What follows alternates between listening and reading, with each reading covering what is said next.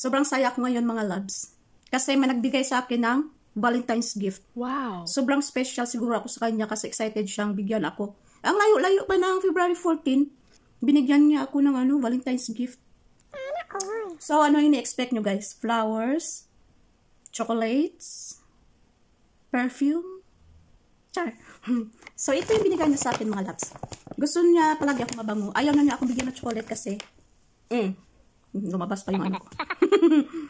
Bath and Body Works. So, diba? Siguro mahal na mahal ako ng bigay ito. Excited eh. Ang layo pa naman ng Valentine's Day. Pero excited na niya ako bigyan ng gift. Char! Walang ganon. Hindi na ako maasa na bigyan ako ng gift. Siguro sa inyo meron, pero sa akin 100%. Walay! Kaya, char-char lang yun. Binili ko talaga to guys. Nakachamba ako ng buy one take one.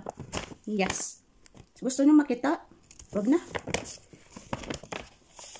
Gusto nyo? Sige. So, una, buy one take one ito guys. Kaya, nakachamba ako. Nakalibre ng isa. Diba? Love yourself ka. Bigyan ko ng sarili ko ng kahit ito lang. At least, nabili ko para sa sarili ko. I-gift ko na lang yung sarili ko kasi wala naman may nagbibigay eh. Charan! Sobrang bango nito mga loves. Fruity scent or sweet yung ano niya. Ano ang pangalan nito ay? Hindi ko mabasa. Apat na yung mata ko eh. Basta ang bango niya. Tingnan. Ay. Bango. Marami akong mapaibig nito kung maamoy nila. Kayo nang bala magbasa. Pink. Ano ba to? Ay, iwan. Sorry po. Next naman. Lotion. Gingham Fresh.